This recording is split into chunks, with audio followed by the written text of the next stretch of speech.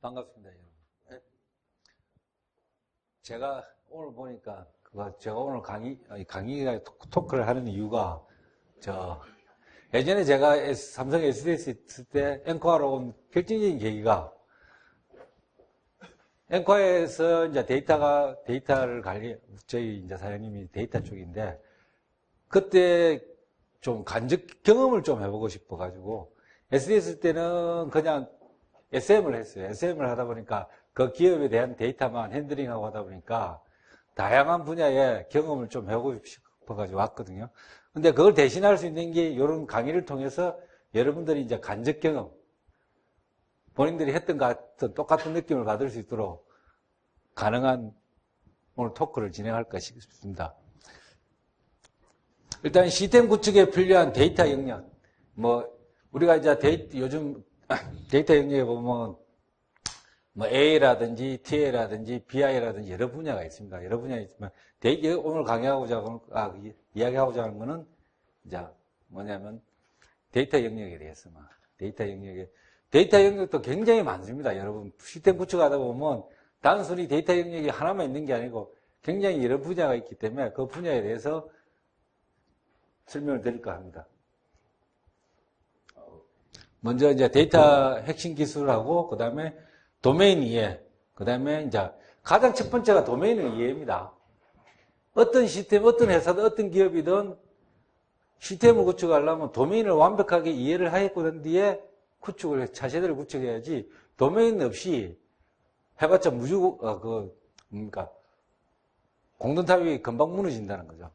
그래서 도메인을 완벽하게 이해를 하시고, 도메인 이해하는 방법도 여러 가지가 있습니다. 여러 가지 방법인데 저희들이 하는 방법이 아마 가장 빨리 도메인을 습득할 수 있는 방법이 아닌가 싶어가지고 그 방법에 대해서 좀 설명을 할까 하고, 그 다음에 데이터 모델, 그 다음에 데이터베이스 최적화 쪽하고, 그 다음에 AP 개발 기술 지원, 그 다음에 이제 데이터 처리 성능 최적화, 그 다음에 데이터 이행 및 정합 점검점, 그 다음에 별점이 하나 있는데 이 별점은 시간이 되면 설명을 드리도록 하겠습니다. 일단 데이터 핵심 기술이란 요즘 시스템 구축하다 보면 어느 영역이든지 이야기하는 게 그거죠. 엔드 투 엔드. AP도 데이터라는 걸 시작부터 끝까지, 마지막까지 가는 시스템 구축에서 처음 시작부터 끝까지를 완벽하게 할 수 있는 전문가가 필요하다는 겁니다. 진짜입니다. 그런 전문가가 있어야만 시스템 프로젝트를 하다 보면 큰 리스크 없이 진행할 수 있지. 그런 전문가가 없다 하면 어느 영역에 하나의 문제가 터지면 거기 리스크로 발생해서 시스템 연기라든지 실패로 갈 수가 있다는 겁니다. 그래서 제일 첫 번째가 이제 도메인입니다. 도메인. 이 도메인이라는 거 비즈니스죠. 비즈니스 이해하는데 예전에 한 번은 모 회사에서 신문에도 났습니다. 1조짜리 프로젝트입니다. 1조짜리 프로젝트를 외국 패키지를 CRM 패키지를 들어왔어요. 도입을 해가 그 기반에 구축하기로 했는데 제가 처음에 들어갔을 때 안 된다고 분명히 이야기했습니다. 이건 할 수가 없다. 이 기업에서는 적용을 할 수가 없다. 왜냐하면 여러분들 CRM 많이 들었죠, 이야기를. CRM이라는 거는 모든 게 고객 중심입니다. 근데 우리나라 기업이나 서비스 업종은 그리고 고객 맞아요. 고객 중심인데, 채용은 고객 중심인데, 실제로 업무가 돌아가는 거는 고객이 아니고, 고객이 가지고 있는 계약 정보거든요. 계약이나 서비스 어카운트나 이런 정보들. 여러분들 은행 가더라도 은행은 뭡니까? 계좌가 하나의 고객을 대체해가지고 모든 업무를, 비즈니스를 진행하는 겁니다. 통신회사도 마찬가지입니다. 통신회사도 고객이지만 실제로 거기에 있는 계약이라는 게 있습니다. 계약이. 왜냐면 내가 통신회사도 핸드폰 한 번만 개통하는 게 아니거든요. 여러 번 가질 수 있는 거예요. 2대를 가질 수 있고 3대를 가질 수도 있습니다. 그러면 그거를 구분하기 위해서 계약이라는 걸 가지고 거기에 계약이 가지고 있는 어셋 정보들을 매달아 놓게 되어 있거든요. 근데 그러다 보니 이 계약이 모든 데이터의 릴레이션을 가지게 되어 있습니다. 릴레이션. 우리 강경 데이터베이스의 가장 중요한 게 릴레이션이거든요. 이 릴레이션을 다 가지고 있는데 끝까지 다 가 있습니다. 시작부터 그러니까 데이터가 발생되는 최초 시작부터 청구까지 이 계약이라는 정보가 모든 릴레이션을 다 가지고 있습니다. 릴레이션을, 데이터 릴레이션. 그런데 CRM은 뭐냐면 이 계약이 아닌 고객이 전부 다 릴레이션을 가지고 있는 거거든요. 완전히 다른 의미입니다. 그래서 CRM의 기본은 사상은 뭐냐면 외국 패키지 저희들 다 분석해보면 뭐냐면 고객이 모든 걸 다 가지고 있습니다. 어셋을 가지고 있고 상품도 가지고 있고 모든 걸 다 가지고 있는 구조거든요. 그럼 중간에 서비스라는 게 없습니다. 서비스라는 게. 계약이라는 것 자체가. 그러다 보니까 안 되는데 우리나라 또 외국계 컨설팅이나 이 업체는 된다고 얘기하죠. 절대로 안 됩니다. 왜냐면 그거 하나가 왜냐면 우리나라의 업무 비즈니스상 맞아요. 분석하고 모든 거는 고객이 맞지만 고객 중심이 맞아요. 고객이지만 실제로 비즈니스 업무 밑에서 돌아가는 시스템은 계약으로 할 수 없거든요. 왜냐면 고객이 내가 상품을 한 개밖에 가지고 있는 거 아니죠. 은행에도 계좌를 여러 개 가지잖아요. 그래서 그 계좌로 구분한다는 거죠.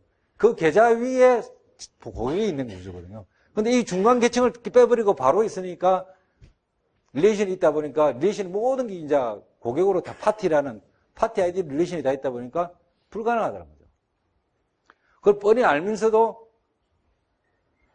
그러다 보니까 실패할 수밖에 없죠. 아예 시스템 그러니까 3년 동안 해놓고 남은 거는 아무것도 없었습니다. 실제로. 그걸 이제 요번에 이제 저희 들어가서 이제 다시 할 때 이제 개념을 잡아가지고 시작을. 그만큼 이 비즈니스를 어떻게 아느냐, 도메인을 어떻게 아느냐에 따라서 완전히 달라진다는 겁니다. 완전히 달라질 수 있다는 겁니다. 그 다음에 이제 이 도메인을 이제 쉽게 빨리 이해할 수 있는 방법은 뒤에 설명을 드리도록 하겠습니다. 그 다음에 이제 데이터 모델링을 했는데, 우리가 요즘 보면, 우리도 이제 프로젝트를 이제 따야 되니까, 하다 보니까 이제, SI 업체는 개발자들이 가능한 모델링 해가지고 진행을 하려고. 그건 이해는 해요. 왜냐? 그 개발자들이 각각의 모델링 하면서 개발을 하는 게 리스크는 없어요. 리스크가 없다는 게 개발할 때 모델을 모르고 자기 맘대로 개발을 하면 되니까. 개발을 해가지고 개발을 하면 되고, 그 다음에 그래 되는 순간 가장 큰 문제점이 뭐냐면, 가장 큰 문제점이 이제 제가 이 개발자를 무시하는 게 아닙니다. 개발자들은 자기 업무밖에 몰라요. 업무 이렇게 하면은 개발하거든. 그 중심으로 개발하다 보면 뭐냐면, 나중에 되면 뭐가 문제냐면, 이게 데이터 인티그레이션이 안 돼요. 그 다음에 그러다 보니까 개발자들이 뭘 하냐면, 에이즈 그대로 가지고 가서 그냥 소프트웨어 요즘 이제 옛날에는 뭐 여러 가지 아키텍처 요즘은 이제 자바로 컨버전 한다든지 코브를 자바로 컨버전에 집중하는 방법이거든요. 그러다 보니까 차세대를 해도 에이지 시스템하고 달라진 게 거의 없다는 겁니다. 없을 가능성이 굉장히 높습니다. 근데 전부 모델러가 하면 사실 뭐 여러분들도 아시죠. 프로젝트 하다 보면 테이블이 뭐 8,000개, 9,000개 있더라도 저희들이 나중에 모델링 하면 말하면 1,500개. 1,500개 줍니다. 왜냐면 거기에 거의 나머지는 그냥 개발자들이 임시로 템포로 만들어놓은 거 삭제를 못하죠. 누가 했는지 모르니까. 삭제를 못합니다. 테이블을 만들어놨는데 만들고 났는데 바로 삭제를 했으면 됐는데 그거 놔두다 보면 다른 사람이 한 걸 어떻게 삭제를 할 수 있습니까? 드롭을 할 수가 없다는 거죠. 그러다 보니까 8,000개, 뭐, ERP 패키지는 생성부터 25,000개가 되지만, 나머지 ERP가 아닌, 은환수로 개발한 거는 전부 다 뭐, 10,000개, 9,000개, 전부 다, 보면 50%는 사용을 하지 않는 겁니다. 하지 않는 거.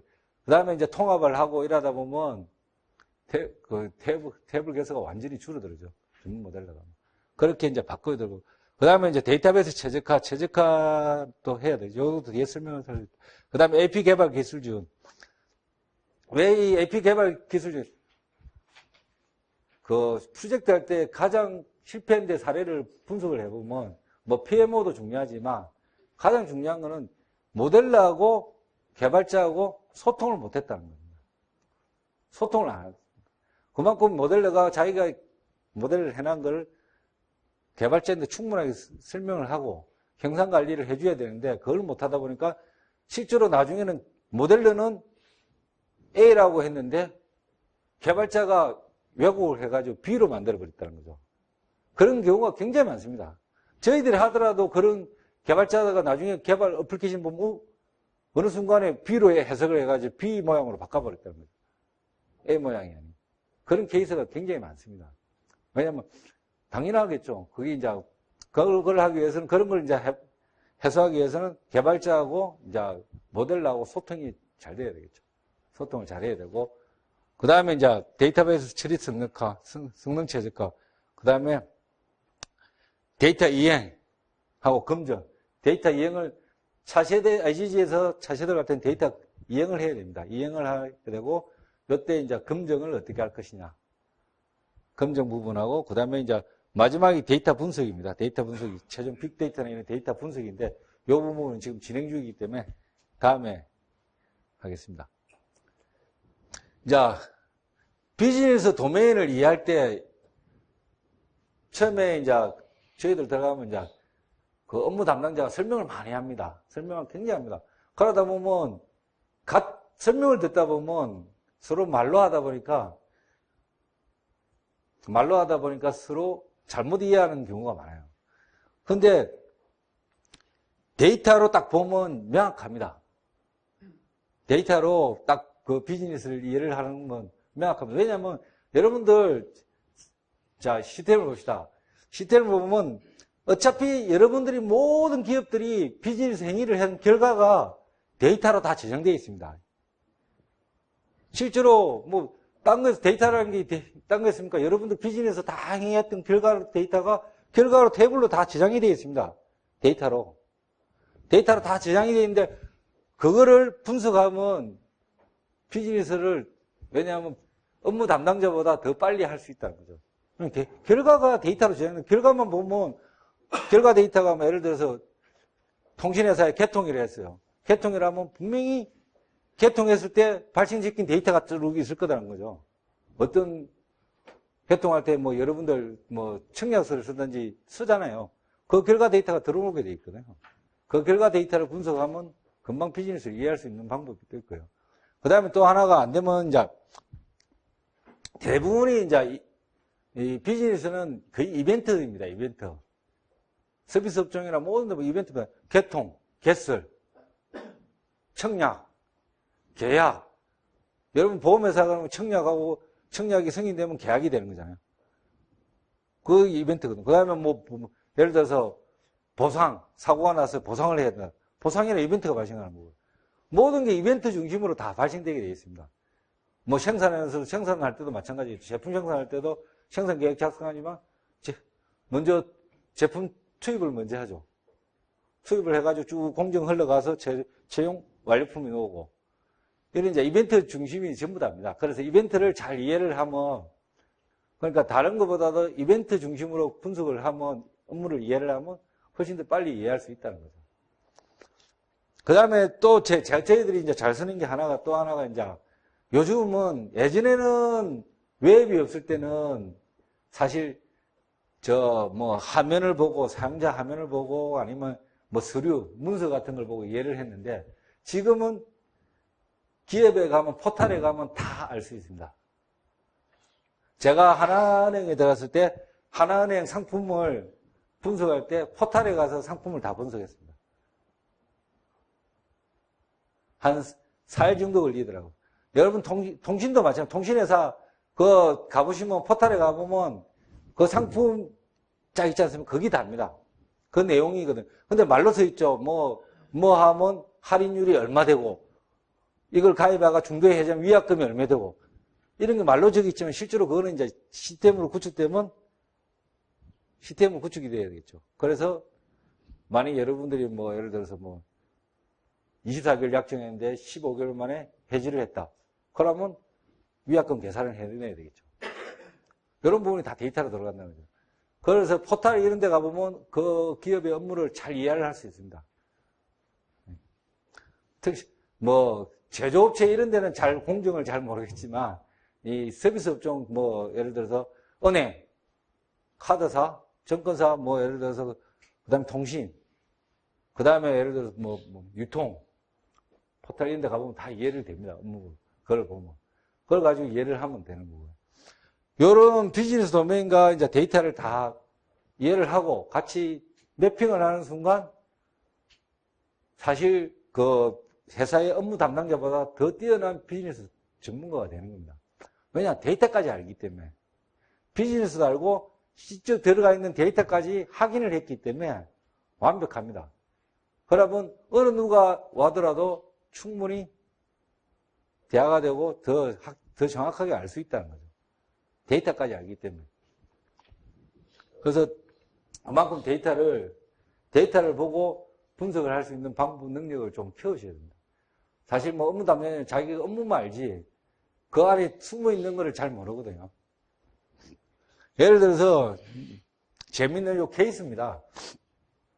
이게 통신회사 예를 들었는데 옛날에 우리나라 통신회사가 세계회사 다 합니다. 무슨 S사나 K사나 U사나 다 똑같았습니다. 이 계약이라는 게 하나 있으면 명의가 바뀌더라도 계약이 안 바뀌었습니다. 그러니까 내 핸드폰을 명의 변경할 수 있거든요.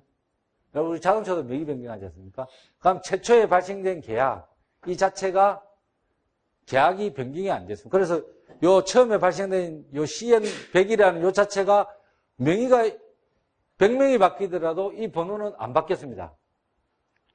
안 바뀌었다는 거죠. 그냥 별도의 엔티티에서 명의 변경을 했다는 정보만 관리했다는 거죠. 정보만 관리한 겁니다. 근데 요렇게 되어 있는 순간 문제점이 뭐겠습니까? 업무는 훨씬 쉽습니다. 요렇게 되어 있는 순간 별도의 엔티티에서 A에서 B로 바뀌었다. 이 이름만 가지고 있으면 돼요. 이름만 가지고 있어요. 근데 이렇게 되어 있는 순간 지금은 문제가 발생하죠. 무슨 문제가 발생합니까? 예측을 하면. 네? 가장 큰 문제가 개인정보 보안에 걸립니다. 왜냐? 이 계약 안에는 사람이 여러 명 있죠. 고객이 여러 명 있는 거 아닙니까? 그러면 모든 데이터가 얘 기준으로 1억이 발생하고 데이터가 발생했을 거 아닙니까? 그러면 내가 마지막에 홍길소이가 데이터보다 홍길동 데이터를 볼 수 있다는 거죠. 릴레이션이 다 가 있다면, 밑에 하이 엔티티 릴레이션이 다 가 있다면, C100을 딱 가지고 오는 순간 그 계약 안에는 개인이 여러 명이 있다는 거죠. 아직까지 우리나라 모 회사는 이렇게 되어 있습니다. 예?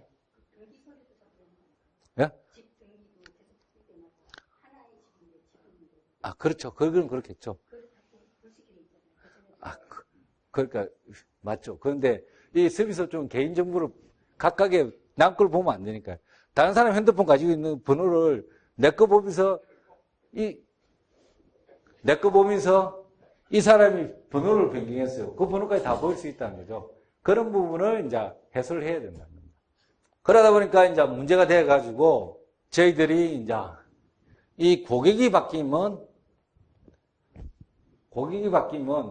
계약을 새로 따자고 했어요. 이제 우리가 제안을 했습니다.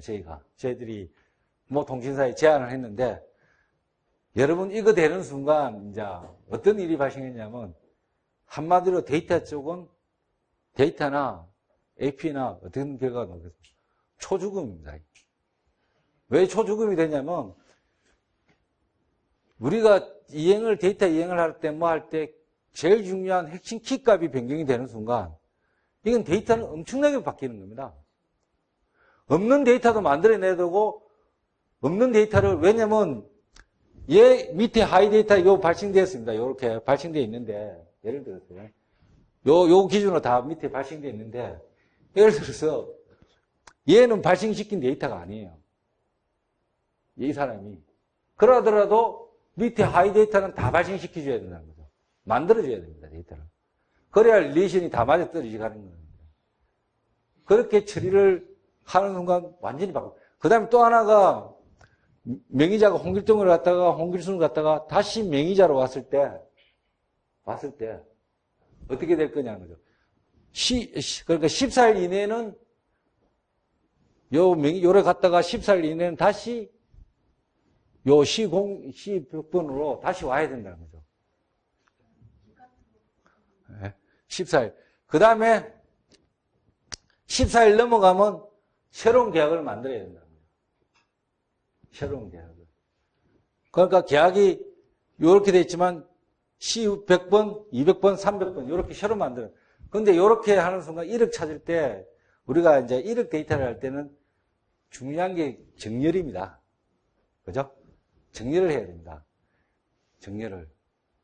근데 이걸 나누는 것도 힘듭니다. 왜냐하면 사람으로 그룹바이 하는 순간 뭐냐면 얘 두 개는 같은 데이터가 되어버리거든요. 우리가 데이터 분석관쯤에. 그래서 이런 방법은 기법이 또 있습니다. 그런 다른 방법으로 해결을 했고요. 적어도 마찬가지입니다. 적어도 비즈니스가 처음에는 안 돼 있는 부분을 정지라는 건 한 번밖에 없거든요. 그런데 실제로 통신회사 같은 경우는 정지라는 게 복합 정지라 가지고 세 개가 동시에 존재할 수 있거든요. 왜냐하면 고객이 출장 간다고 정지를 걸었어요. 해외 출장 간다고. 그런데 그 와중에 핸드폰을 잊어버렸어요. 그럼 분실 정지를 해야 되거든요. 그거 하는데 또 이제 미납이 발생했어요. 돈을 안 냈어요. 그럼 미납 정지를 해야 되거든요. 그 세 개를 가지고 있어야만, 예를 들어서 고객이 그래서 돈을 완납을 했어요. 완납을 해가지고 정지를 풀면 안 되겠죠. 정지를 풀면 안 된다. 예전에는 풀어줬다는 거죠. 예전 업무에서는. 왜냐, 모델이 그렇게 안 돼 있었기 때문에 어쩔 수 없이 비즈니스가 그렇게 흘렀다는 거죠. 그래서 내가 또 핸드폰을 찾았어요. 찾아서 그 분실 정지를 해제했어요. 그렇다고 또 정지가 풀리면 안 되거든. 이 세 개가 다 풀려야만 정지가 풀리는 거고, 계속 가지고 있어야 돼. 이런 자체가 이제 모델적으로 어떻게 표현되느냐는 이제 이 도메인이 이런 비즈니스를 이해하고 모델링을 해야 된다는 거죠. 모델링하고 나면 쉽죠. 데이터 모델이라는 거는 원래 그렇습니다. 처음엔 복잡할 것 같지만, 완료하고 나면 모델을 이해하는 데는 쉽게 이해되거든요. 그래서, 이 비즈니스 도메인을 완벽하게 이해하고 이제 모델링을 해야 된다는 거죠. 이 부분은 참 정말 제가 왜냐하면 이거 할 때 정말 한 석 달간 집에를 못 갔거든요. 마이너 오픈할 때. 그만큼 힘듭니다, 이게. 또 하나가 이제 데이터베이스 최적화. 요즘 데이터베이스 최적화 많죠. 최적화 하는데, 인덱스라든지, 인덱스를 어떻게 하면, 시스템 구축할 때 인덱스는 미리 만드는 겁니다. 미리 만들어 놨고 하는 게 낫고요. 미리 만들 수 있는 방법은 그 데이터 모델러가 인덱스를 반드시 만들어낼 부분은 이제 픽계하고 그 다음에 이제 그거죠. 릴레이션을 가지는 릴레이션 속성들. 이런 부분은 인덱스를 만들어야 이제 테스트가 될 수 있으니까요. 그런 부분을 인덱스를 미리 만들어 놨고, 그 다음에 필요한 부분을 수시로 만들어서 개발을 해야 되고요.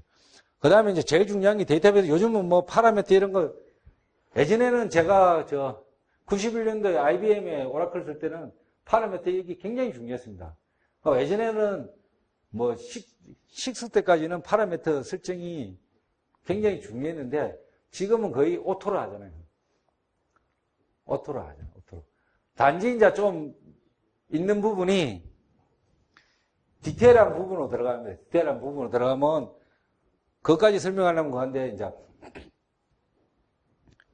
우리가 처음에 이 데이터베이스 할 때 이제 블록 사이즈가 굉장히 중요할 수 있습니다. 블록 사이즈를 지정할 때 굉장히 중요할 수가 있습니다. 왜냐면, 이 블록 사이즈에 따라서 데이터 이제 여러분들 대용량 통신회사는 대용량이라면 한 10억 건 넘어가야 대용량입니다. 1억 건짜리는 그냥 풍부한 데이터입니다. 왜냐하면 고객이 3천만 명이에요. 그런데 거의 4천만 명이거든요. 걔가 계약을 한 두 번씩만 해도 계약만 1억 건이에요. 그 계약이 가지고 있는 핸드폰만 해도 1억 건이잖아요. 그런데 거기 여러분 자주 바꾸잖아요. 네? 계약도 들락날락 많이 해지했다가 다시 가입하고 재가입하고 여러 작업하잖아요. 그 데이터가 다 있는 거예요. 그러다 보니까 이제 데이터가 굉장히 많은 데이터거든요. 그럴 때 이제 블락 사이즈는 이제 모델링 하다 보면 부득이 이제 테이블이 이제 컬럼이 많은 경우, 속성이 많은 경우는 로우 랭스가 길거든요. 길기 때문에 그 부분을 이제 적당하게 어떻게 할 것이냐 처리할 때 잘못하면 왜냐하면 체인이 발생합니다. 체인이 발생한다고 해가지고 뭐 나중에 리오그 해주면 되지. 절대 리오그를 할 수가 없습니다. 평상시에는 리오그를 할 수가 없어요. 리오그를 하다가 잘못되는 순간 장애가 발생해 버리거든요. 장애 발생하면 데이터베이스 살리는 데만 해도 심한 데는 그 하루 걸립니다. 왜냐면 데이터 디스크가 거의 한 50테라 이래 돼버리면 살릴 때도 굉장히 오래 걸립니다. 오라클 그냥 스타트 하는데도요. 그렇기 때문에 이런 부분은 이제 조심해야 될 부분이에요. 그럴 때 체인이 발생, 예전에는 제가 저희들 알고 개념은 이제 인서트 할 때는 인서트 때 업데이트가 아닌 인서트 할 때는 체인이 발생 안 된다 했지만 지금은 체인이 발생되더라고요. 저희들이 이번에 한번 테스트 해가지고 문제가 터져가지고 테스트를 해봤는데 체인이 발생합니다. 그래서 그거 해소하는 방법은 이제 블락 사이즈 가지고 조정을 했는데 그런 부분이 있을 수 있습니다. 그런 부분이 있고 그 다음에 또 하나가 이제 데이터베이스 최적화할 때는 파티션. 파티션은 굉장히 중요합니다. 파티션은 누가 설계를 합니까? 요 탭 우리가 이제 뭐 파티션 다 있으니까 파티션을 어떻게 설계를 해야 돼요? 뭐 사이버스 IQ 같은 건 파티션이 이제 클럼 단위로 파티션이 되겠죠. 근데 오라클 로 단위 파티션인데요. 이 파티션은 모델러가 해야 됩니다. 모델러가 하는 겁니다.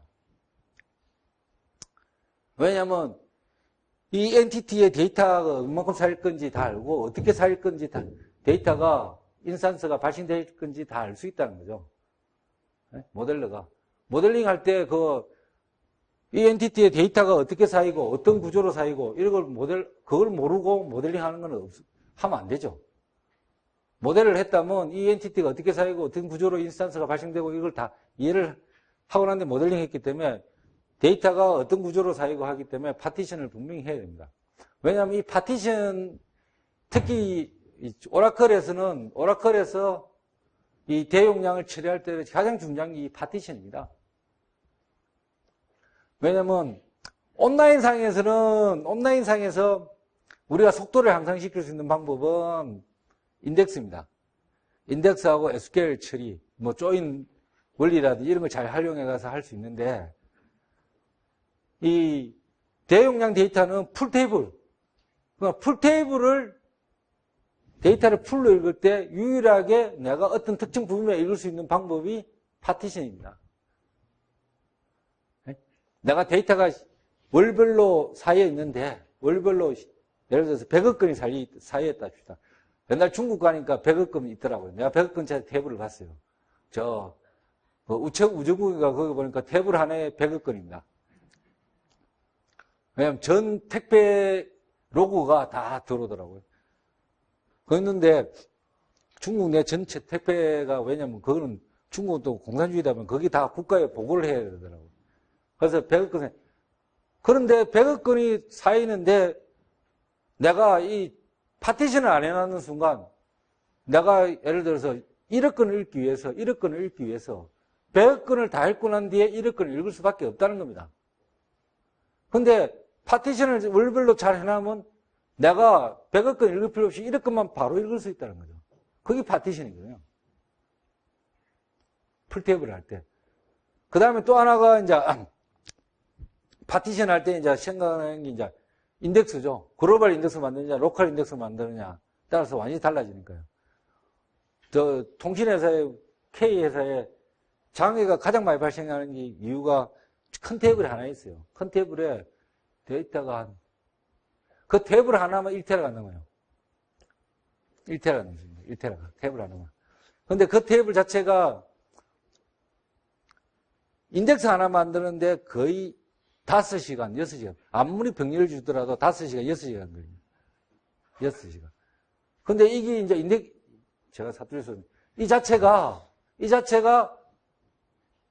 뭐, 예를 들어서, 뭐, 그 메인테넌스 기간에 하루 내려가지고 밤에 야간에 작업을 하는데, 이 자체가 중간에 하다가 죽어버리면, 뭐, 인덱스를 드롭했다가 다시 만들다가 못 만들었어요. 뭐, 에러나는 방법이 여러 가지 있죠. 소프트 에리아 사이즈가 모자랍니다. 뭐, 테이블 스페이스가 모자랍니다. 이렇게 발생할 수 있어요. 그래 딱 되는 순간, 어떤 결과가 나오냐면, 다음날 시스템 오픈을 못 합니다. 장애입니다. 왜냐하면 인덱스를 안 만드는 순간 시스템 오픈을 못 하는 겁니다. 여러분, 큰 대용량 데이터베이스는 인덱스가 하나가 만일에 잘못해가 드롭하는 순간 그 자체가 풀테이블로 가는 순간 무조건 1억 건입니다. 그거를 예를 들어서 테이블이 한 3억 건짜리 테이블인데 다른 거하고 처음에는 레스트루프 조인으로 인덱스 잘 타가 레스트루프 조인을 했는데 얘가 인덱스가 없는 바람에 소토모지로 풀리는 순간 어떤 결과가 나오냐면요. 그 SQL을 한 10명이 동시에 사용한다는 순간 어떻게 됐습니까? 3억 건 소토모지로 풀리는 순간 난리 납니다, 이거는. 시스템 돌아가질 않아요. 그만큼 인덱스도 만드는데 힘들다는 거죠. 그런데 이 자체가 이제 로컬 인덱스로 딱 되는 순간은 정말 해피해지는 거죠. 파티션 자체가 로컬 인덱스 되는 순간, 글로벌 인덱스 되는 순간 6시간 걸리는 게 로컬 인덱스 만드는 순간 30분은 줄어듭니다. 30분은 줄어들 수 있거든요. 그런 이제 메리트가 있고. 그만큼 이제 어떻게 하느냐에 따라 달라지는 부분이고요. 그래서 이 부분도 굉장히 중요하다는 겁니다. 그 다음에 AP 개발 기술 지원은 뭐, 형상 관리 한다든지, 모델 형상 관리를 그 개발자하고 다른 사람하고 소통을 해야 되는 거고요. 그 다음 또 하나가, 어느 프로젝트든지 가보면 AP 개발자가 복잡한 프로그램이 분명히 있어요. 개발자가 짜다 못 짜가지고 SQL 작성하다가 못 짜가지고 마지막에 배째라면서 가지고 옵니다. 나 도저히 이거 못하겠다. 그럼 그 사람이 무슨 말을 하는지 압니까? 가지고 올 때 배째라면서 가지고 오면서 딱 하는 말이 있어요. 뭐라고 하면서 저희들한테 가지고 오는지 아십니까? 뭐라 할 것 같아요? 모델이 개판이어서 그렇다. 분명히 이야기합니다. 왜냐면 자기가 못 짰으니까. 이건 모델 문제지 자기 잘못은 없다는 거죠. 네? 분명히 모델이 어려워가지고 못 짠다. 분명히 그런 거 가지고 옵니다. 저희들도 많이 가지고 옵니다. 그럼 저희들이 이제 SQL을 짜줍니다. 충분히 짤 수 있습니다. SQL 같은 거, 복잡한 SQL 같은 거 짜줍니다. 그러고 짜주고 나면 또 이제 개발자하고 이제, 그 다음에는 모델 잘못했다는 말 안 합니다. 요번에도 저희들 이제 할 때 보면, 예전에는 원부라는 테이블에 속성이 거의 한 200개 돼서 한 개 테이블이. 그 안에 다 집어넣어놨어요. 모든 정보를 다 집어넣었어요. 그걸 또 1억으로 만들어놨어요. 그러니까 1억이 만들어지니까 예를 들어 거기에서 한 개 클럼이 변경되더라도 다음 레코더가 만들어지는 거예요. 1억으로. 날짜 바뀌가. 그래서 그걸 다 이제 주제잉여표를 다 쪼개버렸어요. 그러니까 저희들은 예전에는 개발할 때 그냥 한 탭을 뭐가 가지고 오면 끝났다는 거죠. 네? 한 탭을 보면 거기에 모든 정보가 다 있다 보니까 내가 필요한 거 다 있다 보니까 AP 개발자는 쉽겠죠. 왜냐하면 그 탭을만 읽었으니까. 근데 지금은 다 쪼개놨으니까 조인을 하고 모르니까 그런 말을 하는데 그래서 뭐 자기들은 이야기해요. 성능에 문제 있다 하지만 성능이 절대로 문제 없습니다. 강경 데이터베이스에 뭐 조인 때문에 성능이 늦다는 건 있을 수가 없습니다. 자, 그건 분명히 여러분들 증명을 해드릴 수 있어요. 어느 누구인데도. 조인 때문에 성능이 늦어진다는 것은 어불성설입니다.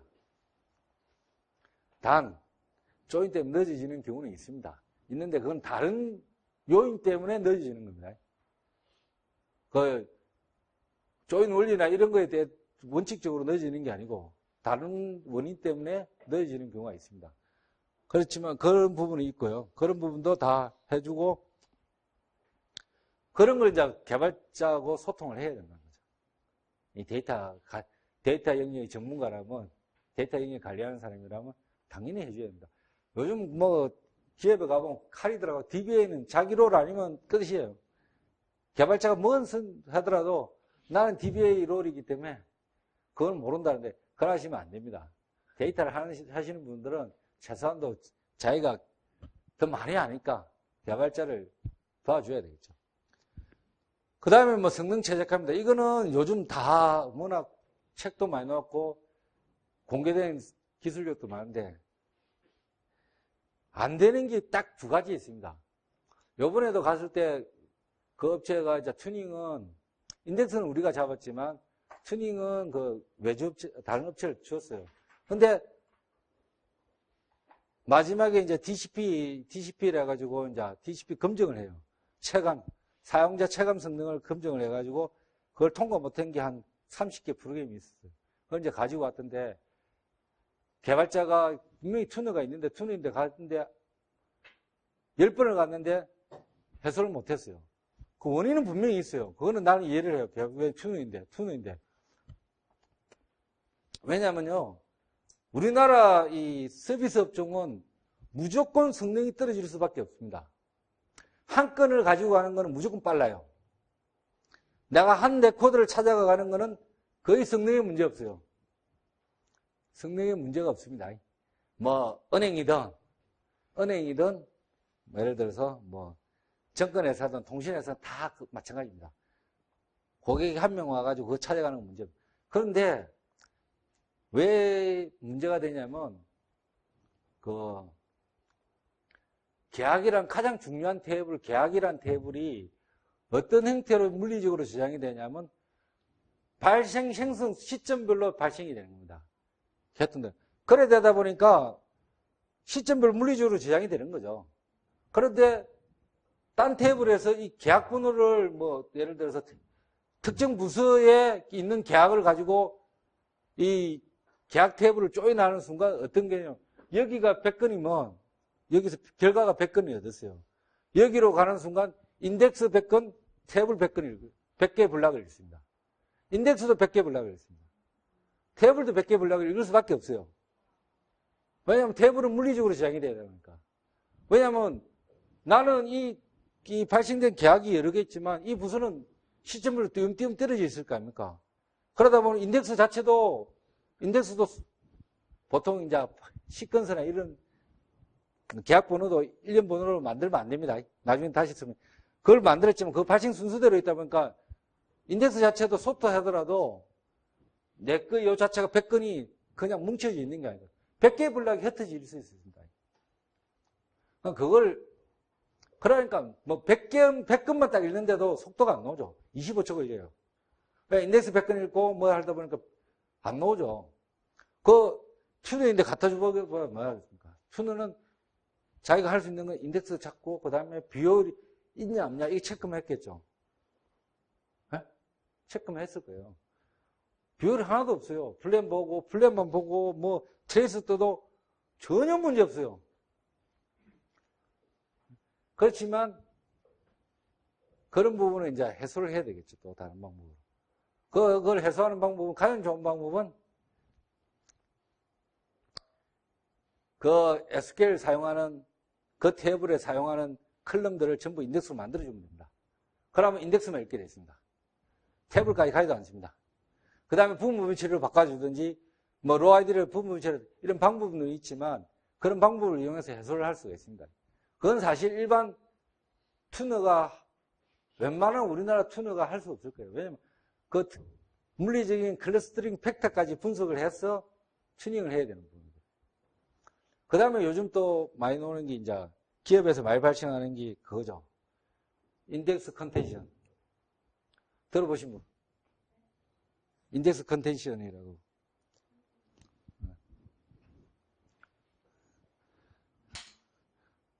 그거 없습니까? 역시 자기 데이터가 대용량이라 하시는 분 어디신데?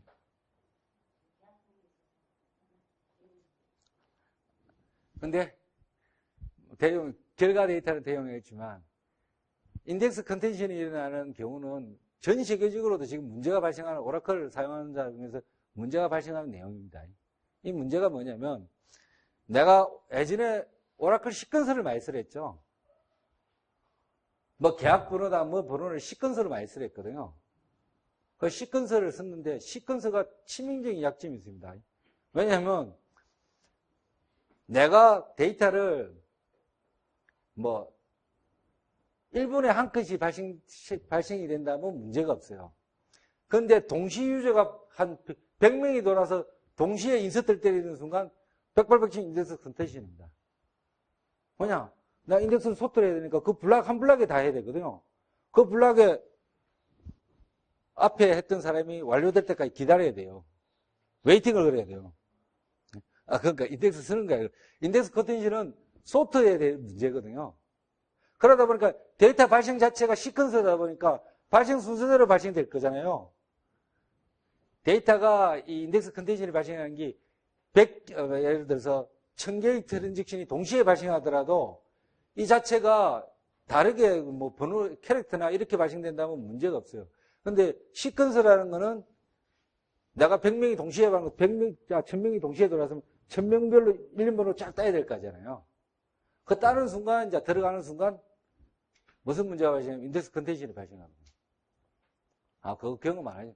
통신에서는 왜냐면 특히 그 아이폰 개통할 때 가입자가 동시에 바로 들어오거든요. 예약하러.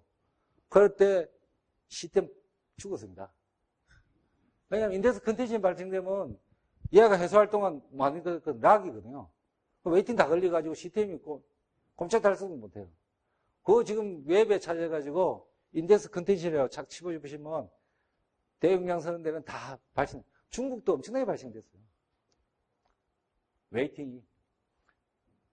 그래서 요번에 모에서 차세대 할 때 전부 캐릭터로 다 바꿨습니다. 왜냐면 노이로제 걸리거든요. 거기 사용자가 별로 없을 때는 문제가 없어요. 근데 사용자가 동시에 딱 돌았을 때, 많이 돌았을 때는 걸리거든요. 우리는 말은 그 1년 번호로 안 돼 있든지 아니면 순차적으로 뭐 동시 사용자가 별로 없다든지 메일 코드를 동일한 테이블에 그럴 수는 있겠죠. 그런 문제가 좀 있습니다. 그런 부분도 이제 해소를 해야 될 거고요. 그 다음에 이제 데이터 이행할 때 여러 가지 있습니다. 특히 이제 대용량 데이터를 이행하다 보면 데이터 이행, 인덱스 하나 만들면 2시간, 3시간 걸립니다. 인덱스 하나만 만드는 대로. 웬만한 대로. 그러다 보니까 이제 이행할 때 뭐, 3일도 안 되죠. 3일 가지고도, 이틀 가지고 안 되죠. 50테라 같으면, 여러분 말이 50테라지, 50테라면 정말 많습니다. 그 데이터를 가지고 인덱스 만들고 이행할 때 불가능합니다. 그래서 그걸 하루 만에 해달라는 게 고객의 요청사항이에요. 하루부터 아니지. 저녁 10시부터 12시부터 작업해가 다음날 8시까지 완료해달라는 게 그랬어요. 가능합니다. 그것은 이제 잘 이해해가지고 방법을 쓰면 됩니다. 방법을 써가지고.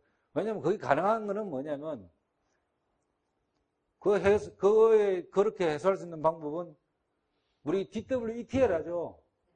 ETL하고 똑같이 하면 됩니다. 미리 풀 데이터는 미리 특정한 날짜에 다 갖다 놓고 그 시점부터 ETL에 오는 거죠. ETL 방식으로 ETL이 뭡니까? EDW에 있는 데이터를 기간에 발생한 것 당일 변동분을 다 반영하는 거잖아요. 그럼 ETL도 보통 6시간에 끝나잖아요. 그 방법을 쓰면 됩니다. 그러나 대신에 이제 프로그램이 두 번이어야 되겠죠. 풀탭을 이행하는 거하고 ETL 해오는 방법하고. 그런 방법이 있기는 있습니다. 다. 사람이 하는데 해소 안 되는 게 어디 있겠습니까? 사람이 할 수 있는 일은 다 할 수 있습니다. 그래서 이행의 리스크는 여기도 보았지만 테이블이 4,000개인데 4,000개를 다 이행하는 건 거의 불가능합니다. 그래서 어떻게 할 것이냐, 이행 리스크를 다 파악을 해가지고 이행을 해야 됩니다. 이행을 하고. 근데 이행은 중요한 게 아니라 이제 검증이에요, 검증. 데이터 검증을 해야 돼요. 대용량이다 보니까 문제가 특별하게 검증을 못 해보니까 아이 체크를 할 수는 없지 않습니까? 아이 체크, 웬만한 데이터는 아이 체크나 몇 개, 카운트나 해보고 이러면 되는데, 이런 데이터는 이제 체크가 불가능한데, 체크를 해야 됩니다. 검증을. 그 다음에, 또 어떤 회사 같은 거는 또 하나가, 여러분들 아마, 나중에 SI에 발주를 주든지 뭘 쓰든지 하실 건데, 하든지 아니면 갑이 되든지, 을이 되든지, 병이 되든지 하실 건데, 분명히 얘기하면 데이터라는 거는 데이터 이행 자체는 개발 설계가 완료될 때 본격적으로 개발할 때 데이터 이행을 완료시켜야 됩니다. 네? 완료시켜야 됩니다. 왜냐하면 개발자가 자기가 만든 데이터 가지고 프로그램 테스트 해봤자 나중에 되면 폭탄 맞습니다. 왜냐하면 아까 말씀 대용량일 때는 하나가 잘못되더라도 시스템 전체가 문제 발생한다 했죠. 네? 그런 거를 통태할 때 하겠다. 어불성설입니다. 통태할 때 그건 못합니다. 그래서 미리 풀 데이터가 다 와 있어요. 개발할 때 개발자가. 그러면 개발자가 자동적으로 프로젝트 하면서 인덱스도 요청을 하고 모든 걸 다 합니다. 그래야 성능도 확보할 수 있고 그렇지. 그래서 이행하기 전에 다 해야 되고요.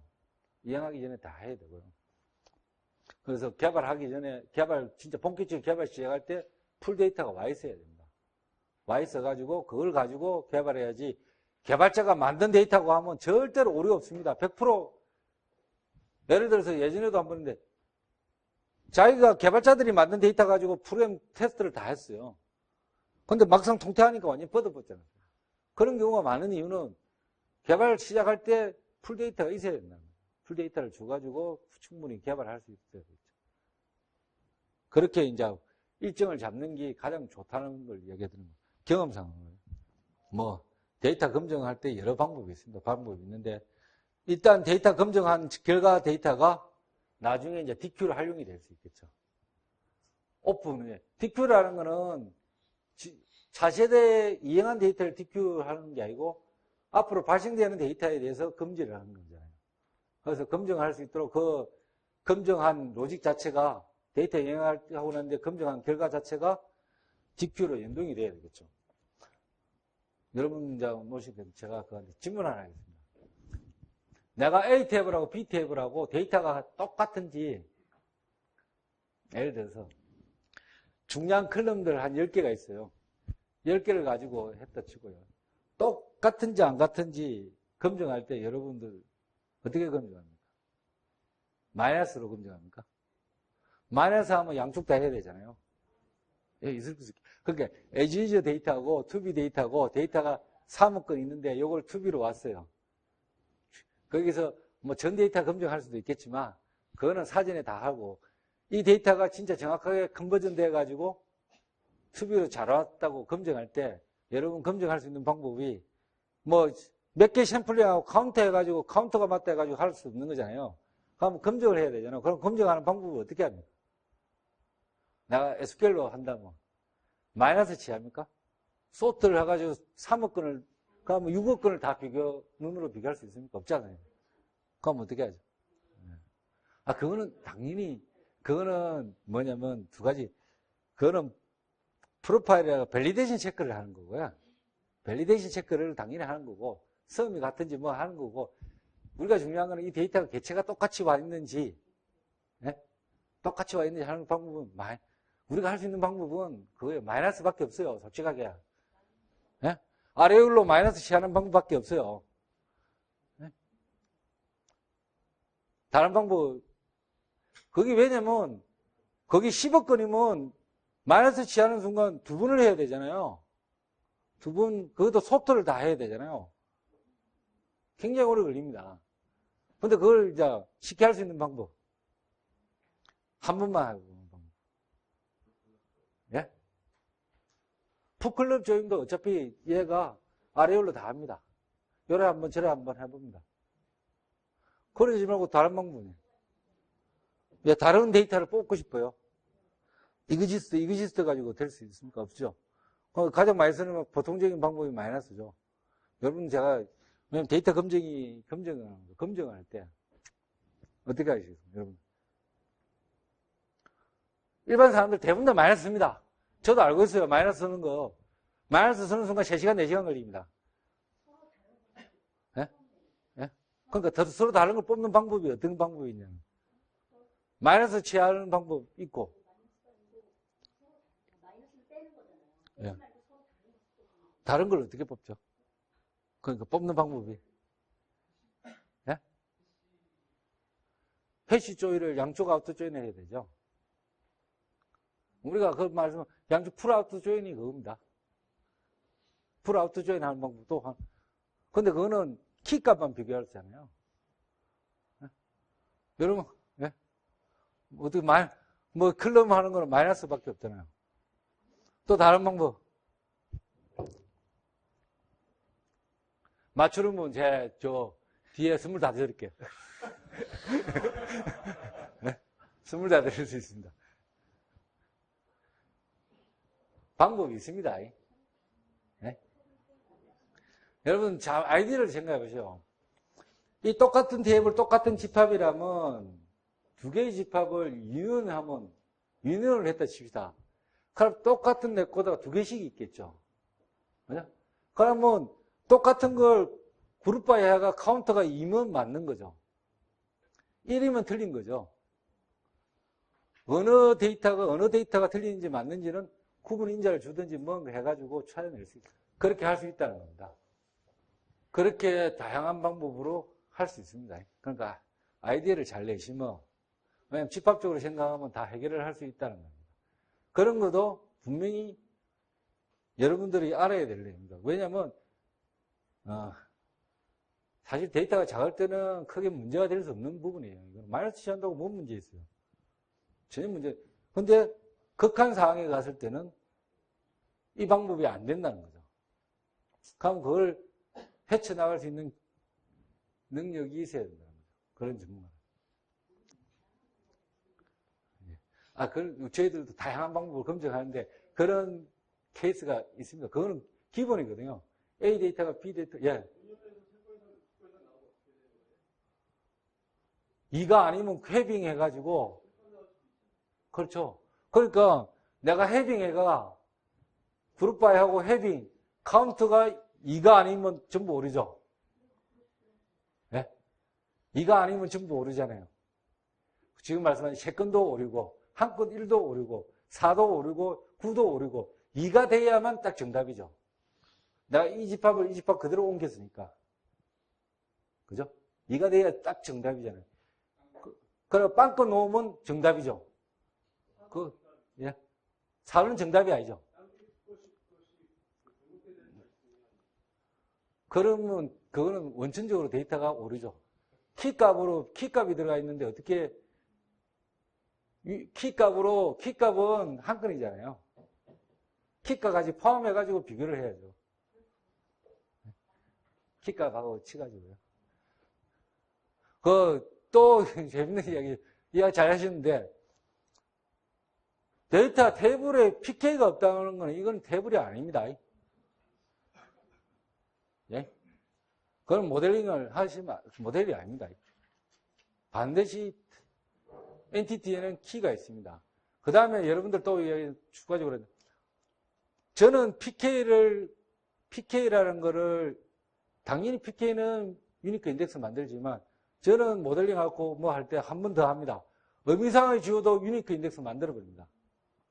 의미상의 지우다. 왜냐하면 PK라는 게 아티피셜이거든요. 아티피셜을 만드는 경우가 많죠. 그럼 이 데이터가 발생되는 규칙이 고객 플러스 전화번호 플러스 뭐가 PK예요. 근데 이걸 아티피셜 딸 수밖에 없죠. 뭐 계약 번호라. 그걸 따는 순간 이 세계 클럽은 중복이 발생되면 안 되는 거예요. 의미상의 지우는. 의미상의 지우도 UK 만들어버립니다. UK 만들고 또 여러 가지 방법이 있습니다. 예를 들어서 재밌는 거는 모 회사에 갔으니까 고객이 주민등록번호하고 사업자번호가 무조건 유니크해요. 유니크하게 만들어야 되는데, 특수 고객이라 해가지고, 특수 고객은, 식별자가 듀비 발생할 수 있어요. 왜냐면, 개인의 나하고 어느 소속의 나는 다르다는 거죠. 그래서 개인의 나로 볼 때하고 소속의 나로 볼 때는 같이 보면 안 된다는 거죠.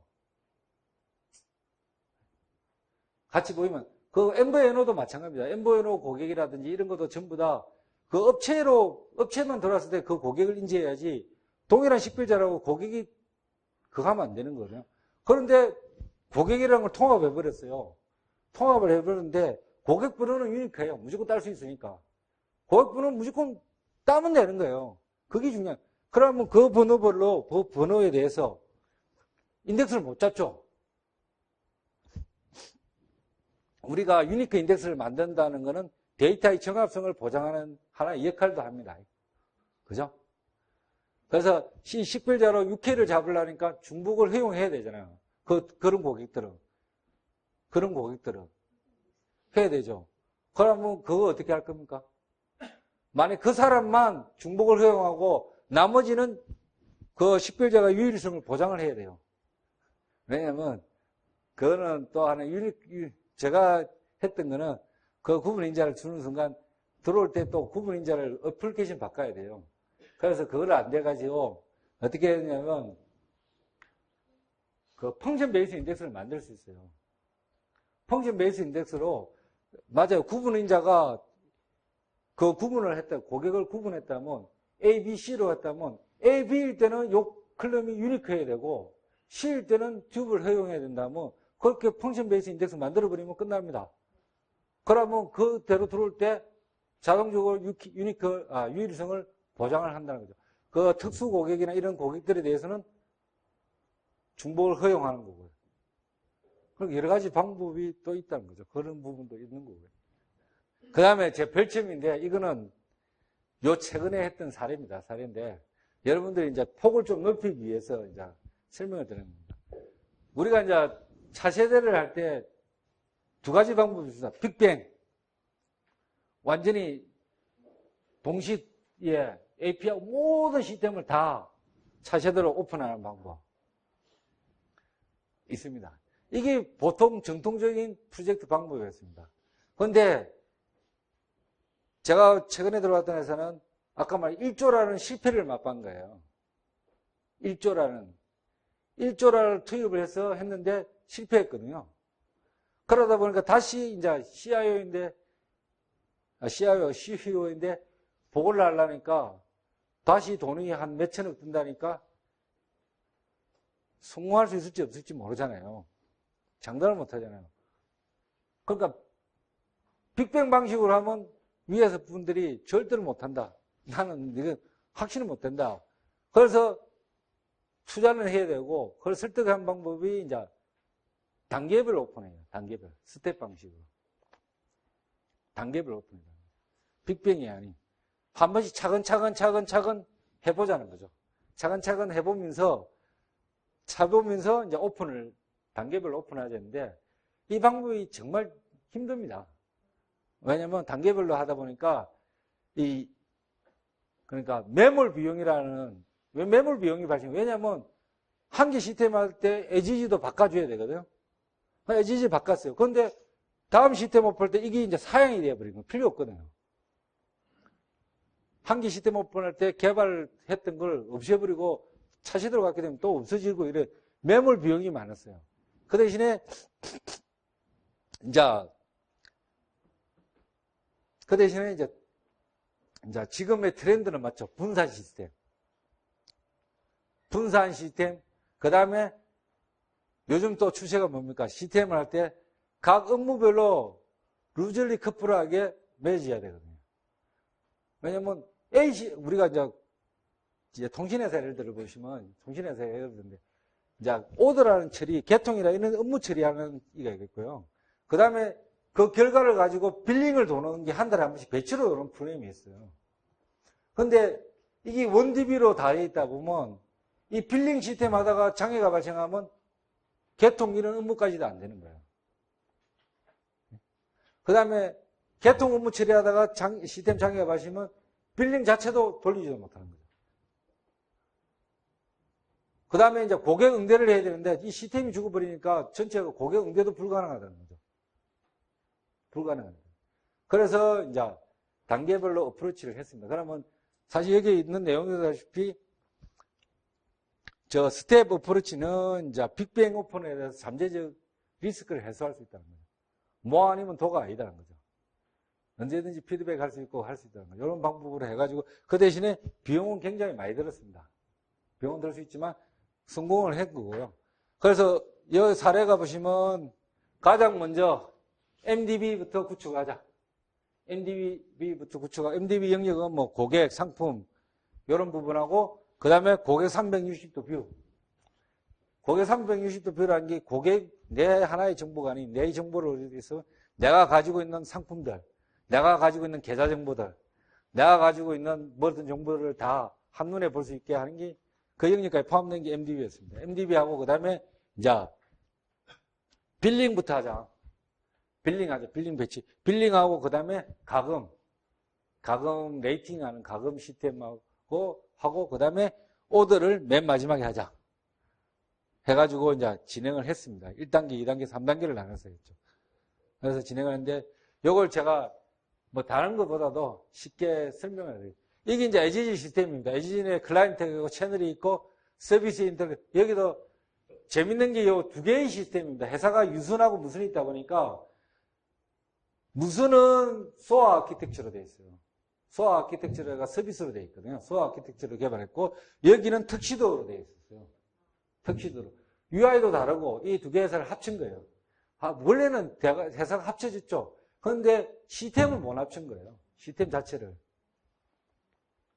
뭐냐, 회사는 법인은 통합되어 있지만 시스템 자체를 한 회사에서 양쪽에 쓴 거예요. 그래서 이쪽에 오면 저쪽 화면, 그러니까 상담원이 화면 3개를 가지고 있는 거죠. 가지고 있어서 적용하는 거예요. 어쩔 수 없습니다. 워낙 힘든 프로젝트. 제가 이제 외국계 컨설팅 업체가 들어와서 1조를 들였지만 실패한 사례거든요.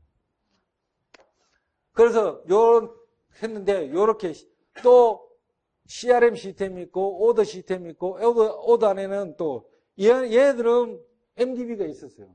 얘는 MDB가 거의 없었어요. 빌링 시스템은 똑같이 가지고 있고, 그 다음에 유통 시스템 가지고 있고, 그 다음에 레이트까지 있고, 그 다음에 레가시도 엄청나게 많아요. 뭐, ERP라든지 한 80개 시스템이 있어요. 80개. 아직 100몇 개인데 줄였지. 그 정도 시스템이 외부 연동을 하게 돼 있었어요. 이렇게 시스템 연동은 뭐, 어떤 거는 EI라고, 어떤 거는 뭐, 소아 서비스를 하고, 웹 서비스 이런 거로 했어요. 이렇게 시스템이 예지제가 후시는데, 결론은 뭐냐면, 먼저 MDM부터 수정하자. MDM부터 바꿔 끼우자. 통합해서 바꿔 끼우고, 그 다음에 요걸 바꿔 끼우고, 그 다음에 오더를 바꿔 끼우자는 거예요. 그러고 데이터베이스를 다 쪼개자. 여기는 보면 원DB로 되어 있죠. 원DB로 돼가지고 빌링하고 오더하고 유통하고 모든 게 다 여기 다 있어. 한 DB에. 그래서 RAC로 구성이 되어 있어요. RAC로 구성되어 있는 거고, 요쪽은 이제 나름대로 요거도 DB가 요거는 또 두 개로 나눠져 있어요. 뭐냐면 일반 전화하고 그 다음에 뭐 인터넷하고 IPTV하고 이런 건 또 별도의 시스템이 따로 되어 있고 시스템이 굉장히 많았어요. 이런 데인데 어떻게 바꿨냐면 처음에 UI를 바꿨어요. UI 바꾸고 요 서비스도 요 채널 부분을 요 조금 수정을 하고요. 그 다음에 B2B CRM을 옮기고 통합했고 그 다음에 MDM을 요 하나 만들었어요. 나머지는 그대로 있죠. 요 MDM만 딱 요거 만드는 거예요. 그 다음에 MDM을 사용할 수 있는 UI를 딱 만들어 놨고요. 이렇게 UI에서 이제 각 시스템으로 갈 수 있게 MDM은 이제 고객의 360도 뷰를 보여주고 상품 정보까지 다 상품 마스터가 이걸 만들어 놨어요. 그 다음에 이제 또 요 빌링을 오픈했어요. 레이트하고. 근데 요 오더는 어떻게 했냐면 요 양쪽에 살아 있었어요. 그렇지만 빌링을 할 때 에지지 보고 빌링을 할 수는 없지 않습니까? 에지지 보고. 에지지 오더 보고 모델이 틀리니까 데이터가 틀리거든요. 그런데 이거를 빌링은 오더 보고 빌링을 하는데 이 데이터를 빌링을 오픈하는데 할 수가 없잖아요. 그러다 보니까 어떻게 했냐면 저희들이 이제 똥줄 탄 게 뭐냐면 이 데이터를 매일 가지고 와서 여기에 만들어주는 거예요. 실시간도 했고 그냥 밤에 D-1일로도 가지고 오고 해가지고 요 데이터를 만들어서 요 데이터를 보고 빌링을 하는 거예요. 요 데이터는 나중에 TV 모양이에요. TV 모양으로 데이터를 미리 갖다 놓는 거죠. 요 데이터를 가지고 와서 마이그레이션 해가지고 싱크를 맞추는 거죠. 그래서 AP는 이제 오도 AP는 오픈을 안 했죠. 그래서 저렇게 이제 돌아가다가 그 다음에 이제 오더를 오픈해가 이렇게 이제 심플하게 만들고 그 다음에 이제 중요한 거는 이 분산 DB가 다 틀리다 보니까 이 MDM하고 오더하고 그 다음에 빌링하고 그 다음에 레이트하고 그 다음에 유통하고 이 시스템이 분산으로 되어버렸어요. 그러다 보면 데이터 연동을 해야 되겠죠. 실시간으로. 분명히 실시간 연동을 해야 됩니다. 실시간 연동을 할 때 이제 아키텍처가 뭘 했냐면 이제 데이터 허브라는 시스템을 하나 만들었어요. 그래서 이런 중요한 실시간 부분은 CDC로 데이터가 실시간으로 들어온 거예요. OGG를 썼어요. OGG 써가지고 왔고 그 다음에 유통하고는 여기에 트리거를 만들어서 바로 이쪽으로 실시간으로 연동할 수 있게 했고 그 다음에 이 레이트라는 거는 패키지거든요. 외부 패키지라서 API로 연동을 했고 그 다음에 나머지 부분은 EI로 연동을 해가지고 실시간을 다 맞춘 거예요. 빌링하고. 그래서 지금 아키텍처가 이렇게 굴러가는 거죠. 이렇게. 그래서 이걸 단계를 3번을 나눠가지고 오픈을 했습니다. 오픈을. 이런 방법도 있다는 걸 한번 설명하는 겁니다. 왜냐면 빅뱅이 좋기는 합니다. 빅뱅이 뭐 비용은 적게 들지만 리스크가 크면 오픈화가 리스크가 너무 커질 수가 있거든요. 위험성도 많고 그 다음에 힘도 들고 마지막 오픈할 때 모든 걸 집중해야 되니까 그 다음에 백도가 안 됩니다. 사실 빅뱅을 했을 때 다시 오픈했다가 한 며칠 뒤에 다시 에지로 돌아가자 이거 불가능합니다. 그러니까 빅뱅으로 하는 순간 차세대 투비가 좀 그하더라도 무조건 가야 되죠. 밤에 밑에서 이제 오리발로 계속 맞춰가면서 가는 거죠. 그럼 고생하는 거죠. 그래서 보통 이제 프로젝트 보면 그게 있더라고요. 안정화 기간 뭐 한 달인가 2달인데 사실 안정화 기간은 제로여야 됩니다. 없어야 되는 게 맞죠. 가장 좋은 거는. 안정화 기간. 뭐 일주일은 있을 수 있지만 몇 달 잡는 거는 아니다는 거죠. 그럼 안정화는 바로 돼야 되겠죠. 근데 저 한은행 할 때도 오픈하는 날 바로 집에 갔습니다. 한은행 할 때도 그렇고 할 때 보면 그 제일 중요한 데이터가 맞으면 됩니다. 데이터가 정확하게 돼 있으면 차세대 모양으로 정확하게 맞아주면 돌아가게 돼 있거든요. 문제가 터지더라도 AP에 약간의 문제 발생은 간단하게 하지만 데이터가 틀려버리면 죽도 밥도 안 된다는 거죠. 오픈을 못 한다는 거죠. 그만큼 이제 데이터가 중요하다는 거죠. 이런 이제 분야에 대해서 여러분들도 이제 나중에 뭐 어떤 개발을 하시든 뭘 할 때 다 염두를 두시고 하시면 될 것 같습니다.